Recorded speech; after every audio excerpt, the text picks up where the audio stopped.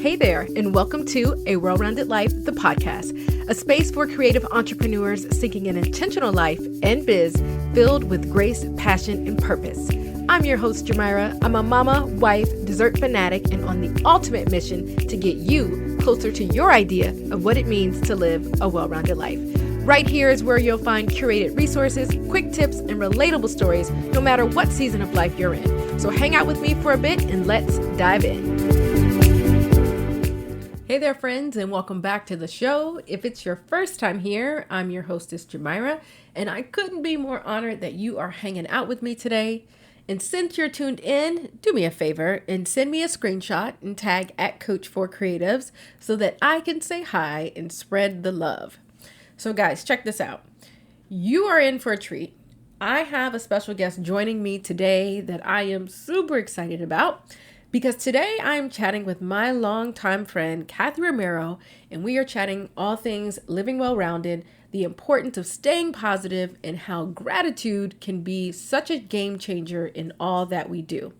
And for those that don't know Kathy, you will soon understand. You will understand how she is a force to be reckoned with and continues to be sought after by the best of the best. She also has a huge following of creatives, moms, and biz bosses that turn to her for advice, coaching, inspiration, and guidance. So before I bring Kathy to the mic, I'm going to read her official bio. Kathy Romero is the founder and lead planner of Kathy Romero Weddings and Events. With over 20 years of experience in the event world, Kathy has planned and overseen some of the most elaborate installations, weddings, corporate events, and social galas for a client list that includes celebrities, business tycoons, socialites, and royal families. She is the former CEO and head planner for Preston Bailey Designs, where she worked with Preston on some of his most notable projects since 2012. Known for her unique ability to provide clients with concierge-style luxury planning while maintaining a strong professional approachability, Kathy has developed a worldwide client base, resulting in exceptional event execution on a global scale. Her love for design, fashion, art, and style has positioned her as a lifestyle expert and a source of inspiration for many. Being a high-profile event planner, brand strategist, and business coach is her superpower. Her strategies are based on nearly 25 years of business experience and more than 1,000 successfully executed events in over 15 countries. I told y'all, she is pretty amazing. And with all of that being said, let's welcome Kathy Romero to the show. Hello, my love, and welcome to the show. So Kathy, for those that may not know you, will you please introduce yourself to our well-rounders? Hey, I'm Kathy Romero, the CEO and founder for Kathy Romero Events. It's a small company that does big things out of New Jersey.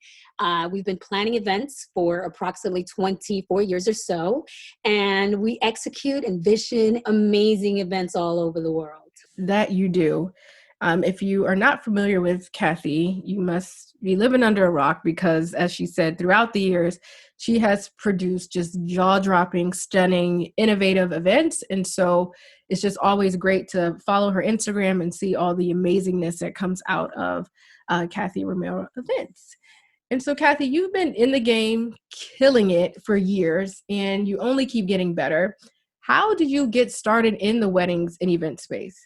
I sort of got here serendipitously, right? It wasn't really planned.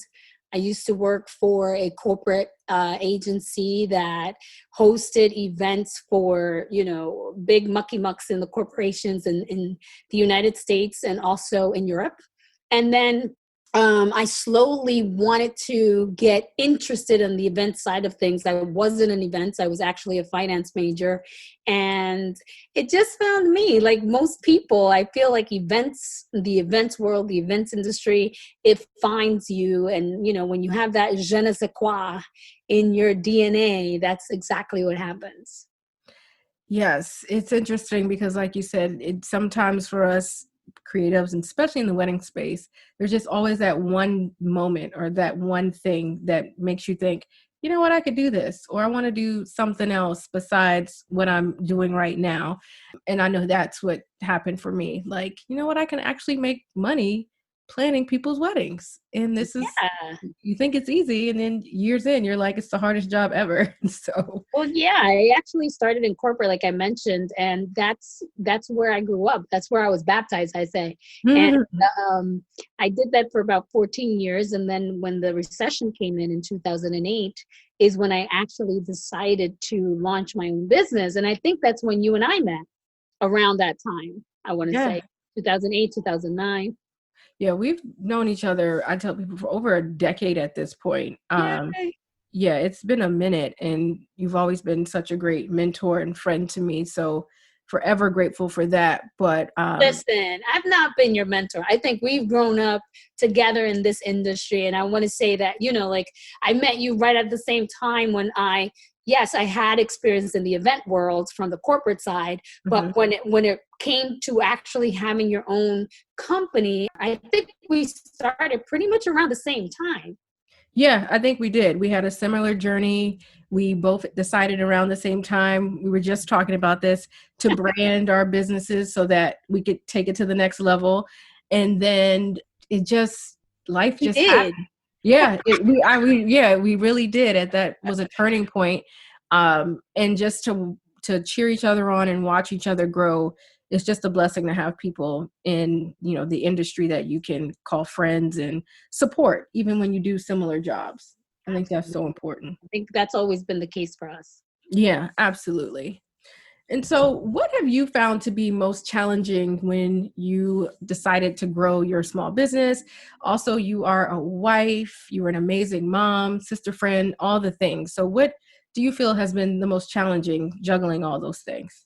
Yeah, I think it's really defining yourself and creating boundaries. That's very hard for me because I think we were talking about this. When I turn on, I'm on, and I just, those creative juices never really stop flowing. And I feel as if that's the hardest part of this, of the industry. And obviously, when you really love what you do and you're passionate about it, there's always something new and there's always something more that you feel like you can give. That's actually the hardest for me.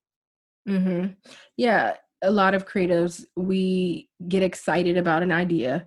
We Yes. want to launch it right away, but we know it's 1,000 steps, right?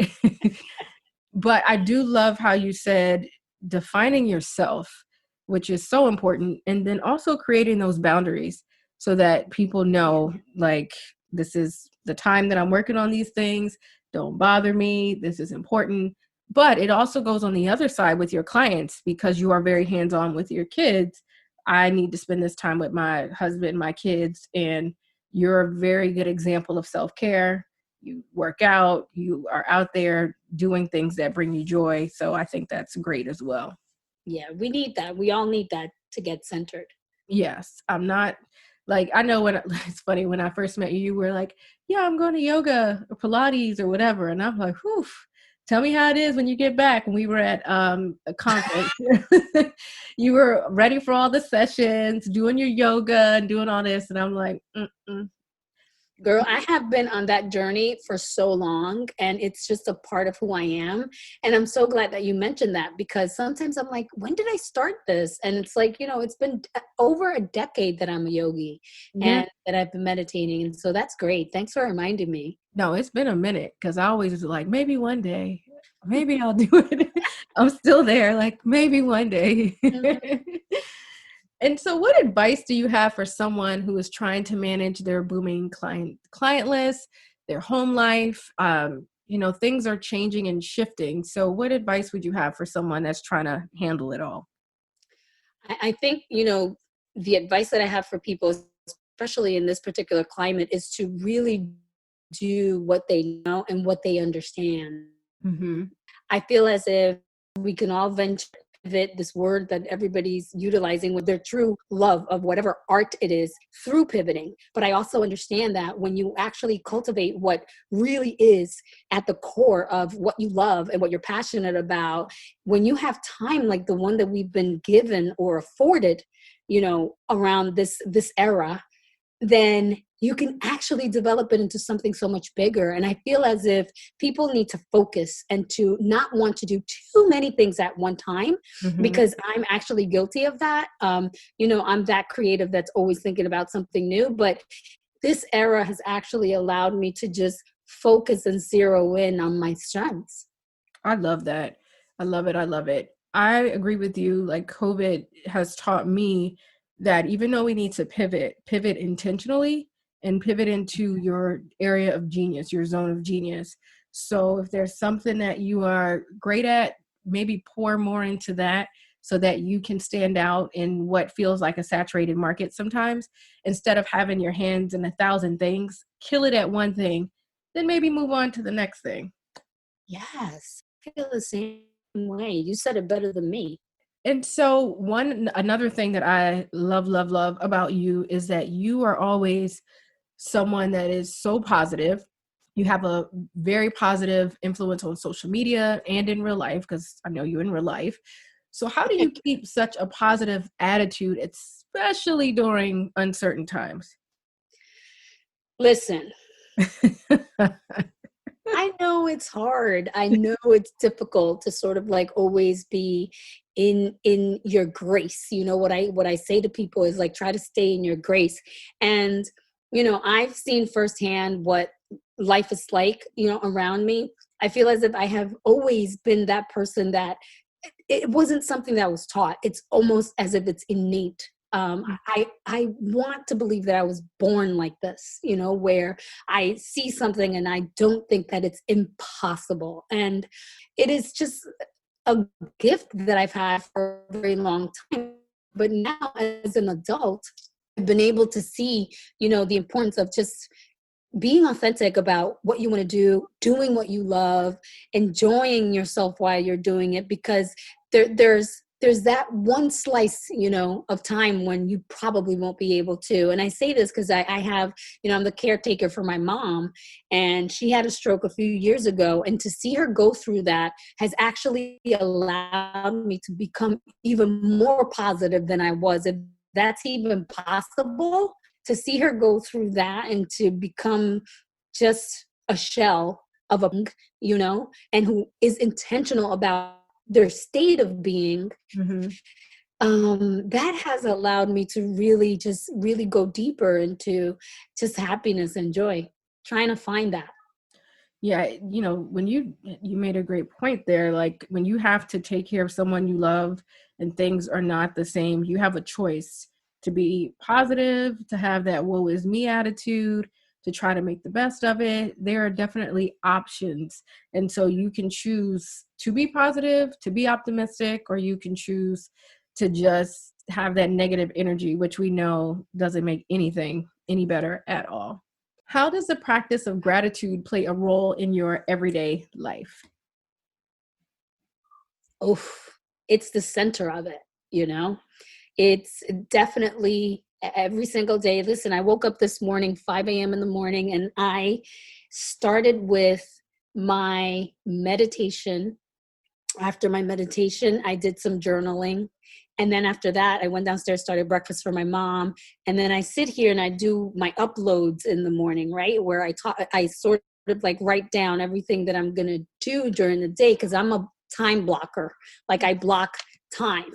And I'll tell you what, every time I am able to wake up, the first thing, G, that I do when I wake up in the morning is to touch myself first. I touch myself, literally do this. And I say thank you, because I'm alive, because I can move, because I can see, you know? And so just starting my day off with that particular sense of gratitude has always been key for me and has actually helped me through a lot. Mm. No, that is powerful. Like you literally before your feet can hit the ground, you can just say 2 words, thank you. And that's how you start Totally. the day. I Yeah. I want make sure I'm alive first, right? Because I touch myself. I touch myself. I'm like, yes, I made amen. I say, it. okay, thank you. I'm here. I love that. No, it's something I think that's genius because it's setting the tone, setting the vibe for the day. That is so good. And so you wear a lot of hats. Absolutely. You wear a lot of hats. You wear a lot of hats, as we mentioned. So how do you make time for yourself, which is a struggle for a lot of us moms, but how do you do that? Well, I mentioned earlier, I wake up really early. 5 o'clock this morning, I was up and I was doing my thing. And I know sometimes it's hard to get up at 5, but I don't get up every day at 5. But the days that I can, and I'm trying to actually make that a thing, I just realized how much better I am, how well I function. And I am a time blocker. And if I'm able to block the time, some days I overdo it. Like yesterday, I worked until almost 10 p.m. because I was so excited about a project. And most of the times I feel like I work a lot, but I try to slice out as much as possible. I'm not perfect. It's a work in progress. I think that a lot of us who are solopreneurs, entrepreneurs, especially in this COVID era, have had to put a lot more load on yourself. Mm-hmm. Um, so I can't say, like a lot of people, have said, like, I've been doing less or doing this. I've been really fortunate that I have not been doing less. And so therefore, I've still had to continue to put together events, whether they're corporate or social, plus all of my coaching and workshops and things like that. And that keeps me crazy busy. Yes, because they're amazing, and you definitely coach and mentor, aspiring planners or planners who have been in the game for a while and they're looking to elevate. So it's important, especially now during this season, to consume the content. We talked about this as well. Consume the content, take those courses, learn, ask questions so that you can come out of this pandemic better, stronger, bigger, if that is what your goals are. And so one question that a friend had asked me, I was like, oh, I'm chatting with Kathy.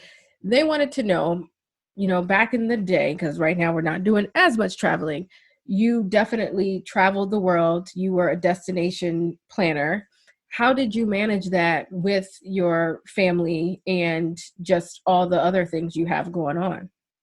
Yeah, one of the things, G, that I learned about myself is that was the least, that was the part that I liked the least about what I was doing. And it's interesting because a lot of people love the destination weddings and things like that, but having to travel so much and having to do so much, and because I wasn't traveling just in the United States, I was traveling internationally, Mm-hmm. which literally meant that I was away from my family for days and sometimes weeks. So it wasn't great. It wasn't one of the better times. And one of the reasons why I decided that I would not continue to be Preston CEO was because there was so much traveling to Asia and to the Middle East and everywhere else in Europe.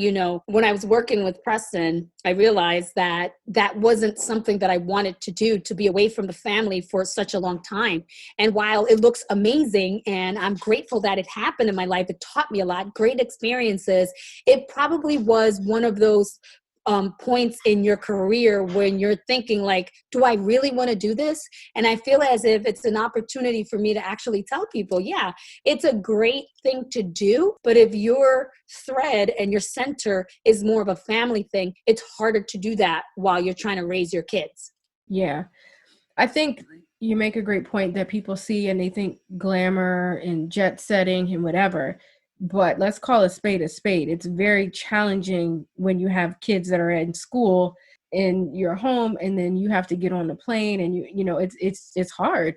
And so it's, you did it You did. internationally, but even thinking about the weekends as a planner or someone in this space, you are now away from their games. Sometimes you miss some of their sporting events and you miss some school activities because we would work weekends, and that's hard. So Kathy, what advice can you offer aspiring creatives who are trying to launch in the middle of challenging, uncertain times?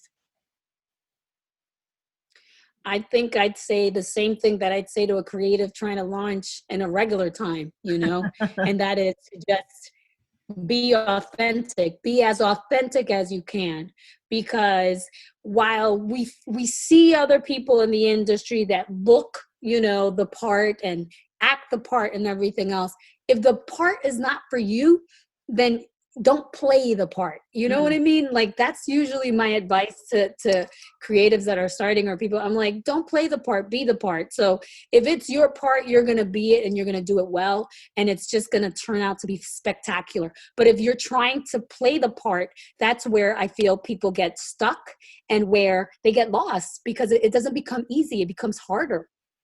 Oh, that's such a great point. Like, just do what feels natural, do the things you're good at. Yeah. You don't have to do what everybody else is doing. You don't have to do it their way. You don't have to do it at all. If there's some things you want to change or shift or take away or add, that's okay as well. Like authenticity. Absolutely. Yes. And you've always been a person that has stayed in your lane, for lack of a better term, meaning you've just marched to the beat of your own drum. You don't care what everybody else is doing. You don't care what the trends are. You're creating the trends. That's what, like, you know what? I realize that it's hard, it's hard to do that. And sometimes you're seen as, I don't know, stuck up or whatever words you people want to attribute to you, because you decided that you're not going to be part of the clique, that you're going to be part of a whole. And so that's really what I wanted to be, was part of the industry, so that we could continue to help each other and elevate each other. And if I could elevate you, I would, and I'm sure that people like you, and that's why there's so many amazing friends that we've done, the people that have rocked it from the beginning, right? Let's say, if you look at us, we're still the same people. right. And most of us have actually just grown in terms of our capacity and our experience, but we're the same. And that's Exactly. actually really remarkable to me. I love that. That's a great point. The people, I look at the people that we kind of grew up with, and they are the same people. They've done amazing, big Yeah. things, but they remain true to who they are, their values, their core, which I think lends to why they are super successful. Yeah, absolutely. And so, Kathy, knowing what you know now, what do you wish you would have known about entrepreneurship when you decided to take the leap into this crazy world? That there's so much hustle. Yes. Yeah. I mean, I'm just keeping it 1,000. If I'd have known, because I had a cushy, job in corporate, that it was going to be so hard to not catch fire, like I say. It's just to keep that momentum going, right? Because you can get it started, but to actually continue to create value year after year after year, and in addition to creating value, being somebody that's actually creating a sustainable business, that's tough. I mean, you got to have thick skin to do that. Yes, but the point that you just made that I love is to continue to create value every year, every week, every month, showing up, creating value, and doing your part to elevate the industry. That's hard. Very hard. Yeah, it is, man. But it's actually a thing. And when you make that your thing and you make that your priority, that's how you're going to stay around, beyond the decades. Right. Right. I love that. And so, Kathy, as you know, on this show, we do not believe in the word balance, hence the title of the show, A Well-Rounded Life. You're super family oriented. You run a booming business empire and you do amazing things daily. But I want to know, what is your definition of living well-rounded? My definition of living well-rounded, you want to know what it is? Being able to wake up in the morning, okay? Being able to know where I am, knowing that my kids are healthy, right? And able, and that they can keep things moving, because now they're like not 2 or 3, right? They're 10, 18, and 25. And the fact that, I can decide what to do at a given point in time. Listen, that's why we're entrepreneurs. If we decide that we're going to get up at 2:00 and take a walk, then that's what we need to do for our bodies. I think that part of being that word well-rounded means that you get to decide, how long you're going to stay in the chair, how long you're going to allow a client to treat you bad, right? How long you're going to work to get that sale. All of these things are pretty much up to you as an entrepreneur. So you decide. And I think that that's the definition of well-rounded. If you can get up and make those decisions every single day of your life and go to bed feeling good about the decisions that you made, hey, that's it. Oh, that's a dream. I love that. I love that. I love that. Oh, that's so good. And so what are you most looking forward to in this next season of your life? Oof, what I'm most looking forward to is to continue to create my coaching empire and also to help other creatives understand. What I love about this part about workshops and education and everything else is, and I know you've felt this before too, right? When you're teaching somebody something and when you're giving them the tools to that box and it clicks. Mm-hmm. Dude, that is the most amazing feeling. You're like mind blown. You can feel. Yeah. No.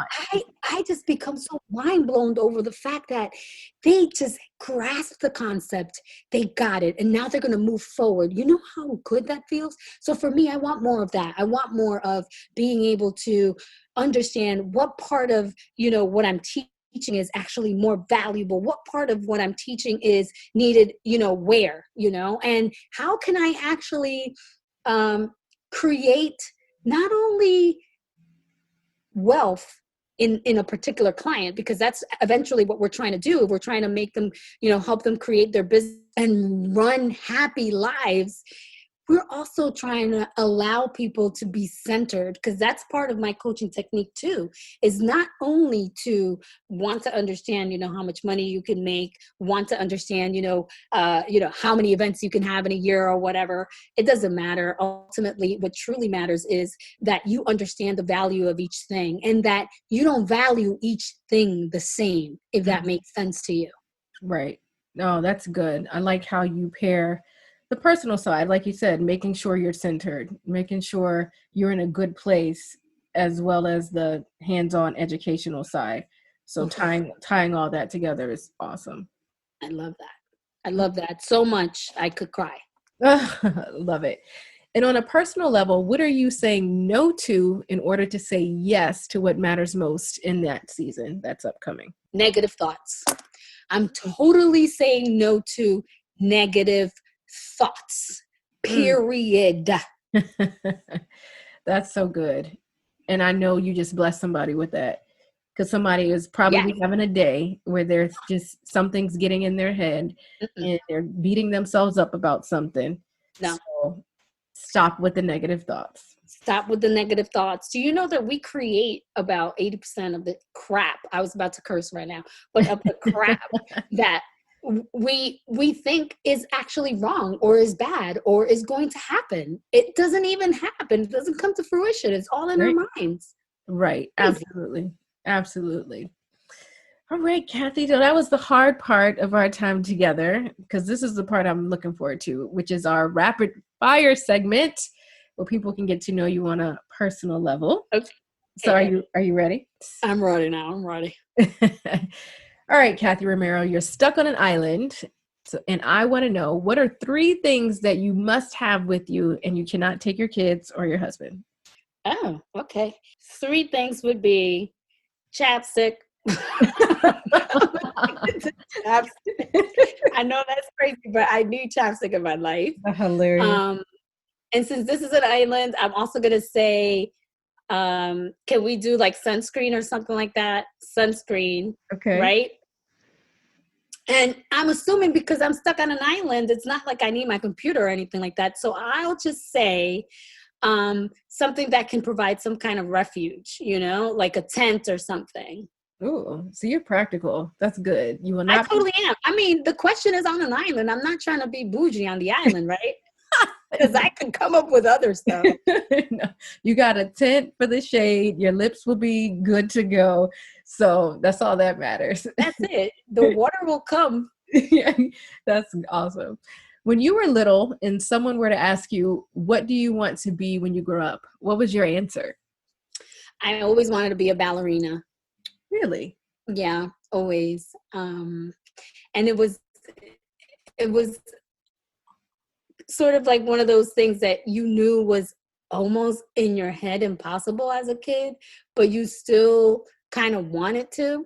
And I was, number one, I was like so short, like I'm 5 feet nothing. Right. And number two, I'm a black, Latina. It's not like you saw a lot of that. I think the only place that I saw that was Fame. And I'm probably dating myself right now because that's where I saw that, like Leroy Johnson. And it was just one of those things that you didn't really see black dancers. And I wanted to be one so bad.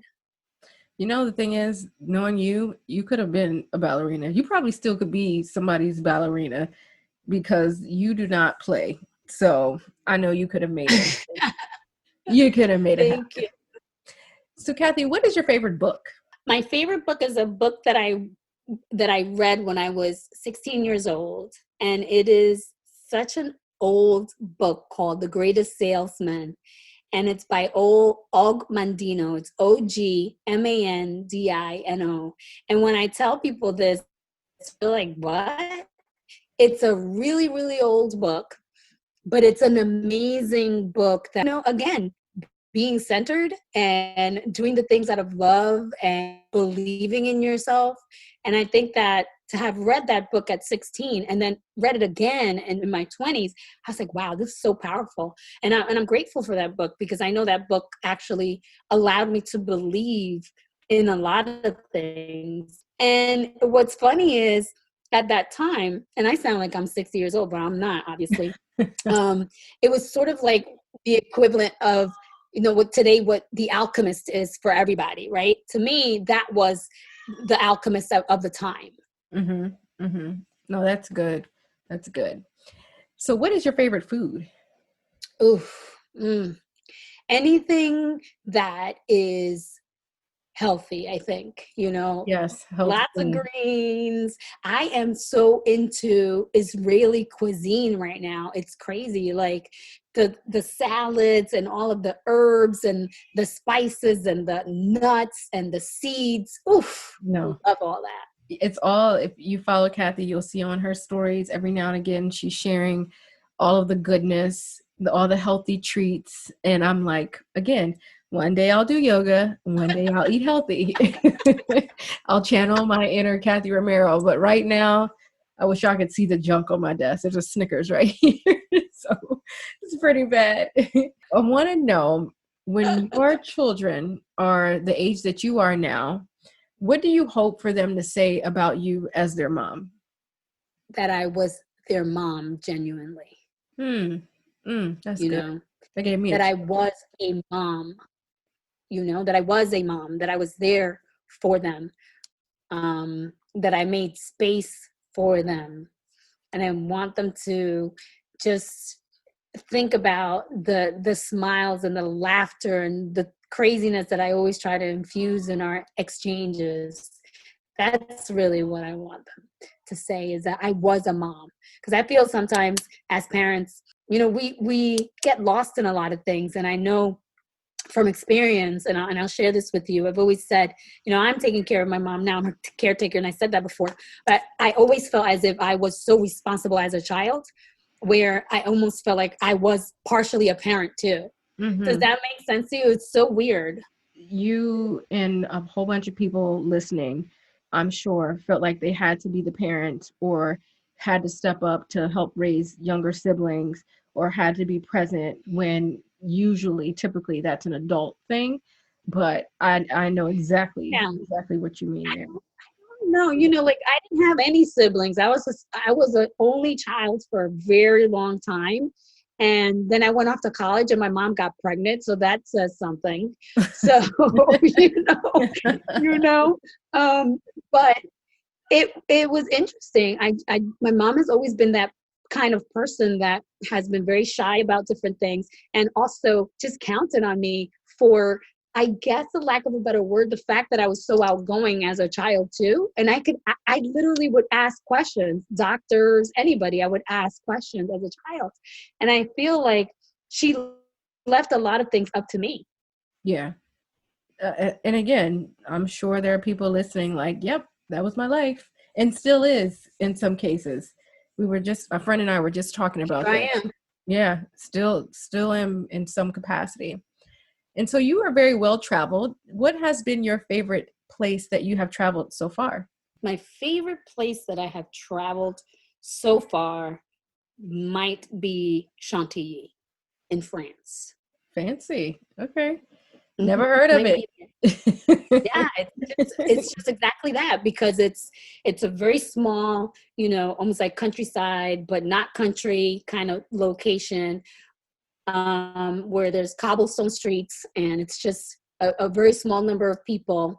Hmm. It's got a great museum, and it's got small boutique hotels, but it's a perfect place. I love that. I love that. It sounds like it has charm and very quaint. And I think that's awesome. It does, and that's really why I love it. Yeah. Yeah. Career wise, what has been one of your most proudest moments? Career wise, I feel as if my proudest moment was when I launched the KR Planner Collective. Oh, that's good. Okay. Yeah, that was my proudest moment. My next question for you is, what is a misconception that people have about you? Well, that's a good one. You know why? I think a misconception that people have about me is that I always have to be like made up, toweled up, or whatever. And most of the times I'm in yoga pants and stretchy stuff and sweatpants and something warm. Right. No, we're very similar where when we show up, we do have everything, makeup and all that, because we still like that stuff. But at home, I'm in a robe and some yoga pants and some slippers. Oh, if you would have seen me how I went to UPS yesterday, you I always say, if somebody catches me out here, I had my pajama pants and I had like a Kathy Romero hoodie, and I legit looked like You I let, was homeless. you let people know. See, I'm not putting my name on the hoodie and then going out. I don't want to be affiliated with me in that capacity. No, I don't want you to know it's me. Uh, you've met a lot of people on your journey. So Yeah. my question is, if you could meet anyone in the world or work with someone, who would it be? If I could meet anyone in the world or work with someone, this, you probably gonna think I'm crazy, but I think I would love to be in a room one day with Eckhart Tolle. Really? It's Yeah, Oprah's homie. Yeah. like he's just a brilliant mind, and I feel as if um not only is he a brilliant mind, but he has this innate ability to just create zen, and just sort of like create that particular moment, like bring you to that moment. And I do a lot of my guided meditations, and I do a lot of things with his on his platform, and I feel as if I could meet him, it would be something amazing. That's awesome. Yeah, that sounds like someone right up your alley, because he definitely is all about the meditation, positivity, Yeah. yoga-ish life. Yes. So I want to know, what is your guilty pleasure? Oof, sugar. Oh my gosh, you and me both. That's my guilty pleasure. And and I have to be careful, because even though I'm dairy free and I eat all of the vegan stuff and everything else, that's sometimes even worse in terms of sugar and things like that. But I need to control myself when it comes to sugar. It's like, and when I start, I can't stop. It's one of those things. It's either it's not like, oh, let me have a slice of cake. No, it's like, oh, okay, like how can I cut this cake so I can give you a piece and I can keep the rest, And then ice cream I'm horrible. I'm the worst. And Listen, again, I buy all dairy free stuff, but it makes no difference. It still has sugar, and it's horrible for you. And I know it. And that's sort of like my thing that I wish that I could be more disciplined about. And it is the one habit that I cannot kick. that you and me both. I'm a self-proclaimed sugar addict. And before I was like, I was unapologetic about it. But now that I'm getting older, I'm like, I need to get my life together, because this is bad. It's bad for your skin. It's bad for the outside and the inside. It is, but you know what? I'm very controlled with it. But I do know that that's my guilty pleasure. Like I will have something sweet on a Wednesday and on a and like Sundays for Sunday dinners. But I will have a lot of it. It's not like I'm gonna have like a slither, you know what I mean? So since those are the 2 days that I more or less fall off the bandwagon, then I'm having them. You going hard in the pit. You just like whatever. Yes. Oh my gosh. So Kathy, this has been so much fun. And I just thank you for your time and hanging out with me and our listeners. And so last question is, where may our well-rounders find you on the web, social media, and all of that? Amazing. So thank you for having me. I do appreciate this time and everything, that we do as sisters and as industry, just peers and things like that. I really do appreciate. So for you to have me on this platform to talk to your listeners is actually an honor and a pleasure. And so they can find me on kathyromero.com. And also most of my times I'm on Instagram all the time, pretty much. That's really where I communicate with a lot of my followers. I do have a Facebook page, same thing, Kathy. And Twitter very seldomly, but if they wanted to, it's the Kathy Romero. And that's pretty much it. Last thing, because I know you're working on some amazing things. What can we expect coming out of the Kathy Romero corner in the next couple of weeks? Oh my God. I think I'm going a little bonkers, trying to create for the end of the year, trying to help people set themselves up for the new year and looking forward to just helping people understand where they're going. And my collective is coming up. It's the KR Planner Collective, and I'll be launching that today, and all the information will be either on my Instagram or people can actually go directly to my website and click, on the education side of things. Mm-hmm. I also have a small workshop coming up that is not the collective, and that'll be coming out in December, which is a smaller kind of course, and it's more like a 2-hour webinar kind of thing, but it's going to be amazing too. And that's for people that just want to do a certain thing, a certain specialty. And then next year, I'm actually going to be launching, or not next year, at the end of the year, I'll be launching a challenge that I hope a lot of people can join me with, and we can get things started for the new year. That is awesome. I get so excited about talking about everything. I'm like, yeah. It's so good. Like really, really good. Yes. So such good content coming out of your camp. So a lot to look forward to. I'll link everything in the show notes so that you guys have access to it. Thank you, Kathy, for spending some time with me and our well-rounders today. We know you're crazy busy, so it just means so much to me that you have carved out some time to hang with me. And so friends, be sure to subscribe to the show, leave us a 5-star rating and a quick review in Apple Podcasts. And don't forget to check out those show notes and also the podcast, our website, wellroundedlifepodcast.com, for all things well-rounded and information that Kathy shared with us today. So until next time, stay safe, stay positive, and focus on what matters most. Bye. Yay! Friends, thanks for kicking it with us this week. Remember to subscribe so you're notified when a new episode airs. I'd love it if you leave us a review and share this goodness with your squad. Until next time, seek a well-rounded life and remember to focus on what matters most.